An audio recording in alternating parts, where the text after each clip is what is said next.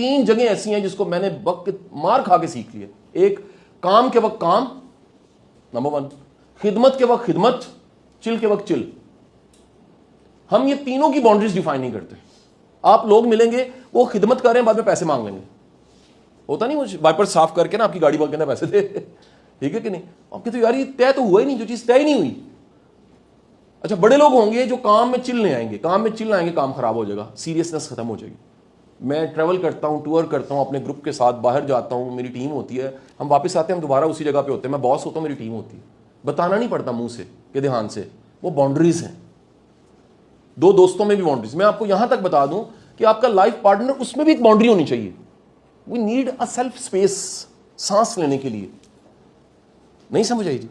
ये जो एक हेल्दी बाउंड्री है ना, ये आपके कंट्रोल में है, इसको आप बनाए। Number 2, you can control and you can manage your energies, and there are 4 sort of energies. With the physical energy is your mental energy. Mind को चाहिए नॉलेज, किताबें, information. The third energy is the your emotional energy. Never invest your emotion on wrong place. Emotion सबसे ताकतवर energy है।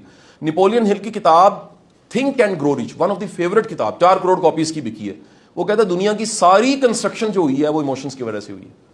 अगली बात वो कहता है दुनिया की सारी डिस्ट्रक्शन भी इमोशंस की वजह से हुई है। तो जो इमोशंस को चैनलाइज करना जानते हैं, यूज करना जानते हैं, वो प्रोडक्टिव होते हैं, और जिनको इमोशन यूज करते हैं वो क्या हो जाते हैं? वो डिस्ट्रक्टिव हो जाते हैं। Energies, and the 4th energy is soul energy, रूहानियत जिसे कहते हैं। एक सब्जेक्ट है, मैं सिर्फ लिखवा रहा हूं अभी, फिर तफसील से बात कभी करेंगे। Third is the your response is in your control. आपका रिस्पॉन्स आपके इख्तियार में होना चाहिए। बड़े लोगों का, उनकी पुशल होती है, उस पर को पाँव रखता है और वो क्या करते हैं? वो रिएक्ट करते हैं। रिएक्शन जो है वो ह्यूमन का कमाल नहीं है जी, ये ह्यूमन की शान नहीं है वो रिएक्ट करे। ह्यूमन का जो अरूज है वो रिस्पॉन्स है। What is the difference between a reaction and response? जल्दी से बताएं, एक निशानी उसकी बताएं। या अनकंट्रोल्ड होता है, अनकॉन्शियस होता है, और या आप रिएक्ट करेंगे। और सबसे खतरनाक बात यह कि आपके अंदर का रिप्टेलियन माइंड उसमें काम करता है। आपकी एक पर्सनैलिटी का जो सर्वाइवल मूड है ना, वो रिएक्ट करेगा। लेकिन रिस्पॉन्स में क्या होगा? जब कुछ होगा, you first think, you have options and you choose one option. When there is a action and you react and you have no option, आप कह रहे हो नहीं मैंने, ये देखो जिनके कंट्रोल नहीं ना होता कि मैंने जवाब दे के रहना है, मैंने बता के रहना है, ये सब वो लोग हैं जिनकी रिएक्शन की प्रैक्टिस होती है। हर वो बंदा जो सब्र कर सकता है ना, आपको पता है ग्रेटिफिकेशन का वर्ड बड़ा जबरदस्त है साइकोलॉजी में, और इस पे सबसे बड़ा दुनिया का तजुर्बा कौन सा हुआ है पता है आपको?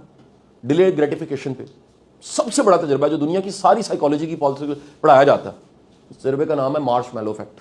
वो क्या था? छोटे छोटे बच्चे लिए उन्होंने, उनको कैंडी दी मार्शमैलो कैंडी देके उन्हें कहा कि अगर 10 मिनट तुम सब्र करोगे ना सिर्फ, तो एक और कैंडी मिल जाएगी। बड़ी मेजॉरिटी ने क्या किया? उस कैंडी को खोला, चखा, रख दिया। कुछ ने फौरन खा लिया, सब्र ही नहीं हुआ। कुछ ऐसे थे जिन्होंने साइड पर रखा, अपना काम करते रहे थोड़े से। और वॉल्टर मिशॉल ने, उसने उसके 20-30 साल बाद बच्चे ढूंढे जिन पे तजुर्बा हुआ था। पता लगा उनमें से 5-7 ऐसे हैं जो क्रिमिनल बन चुके हैं, नशा करते हैं, मर्डर कर चुके हैं, जिंदगी की बदतरीन हालत में बैगर्स हैं। कौन है ये? वो थे जिन्होंने फौरन मार्शमैलो को खा लिया था। बड़ी मेजॉरिटी एवरेज थी। ऐसे ही होता है लाइफ में भी। क्यों थे? चखा, रखा, मेरी छोटी है आपकी बड़ी है, डिस्कशन शुरू कर दी, अटेंशन उधर चली गई।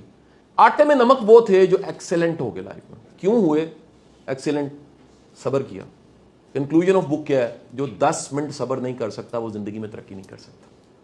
104 बार कुरान पाक में हुक्म आ गया, सब्र करो, सब्र करो, सब। अच्छा, अल्लाह ताला ने कहा कि अगर तुम सब्र करते हो मैं तुम्हारे साथ हूं, इन्नल्लाह मा साबिरीन। याद रखिएगा, हर अनहेल्दी बंदा बेसब्रा होगा।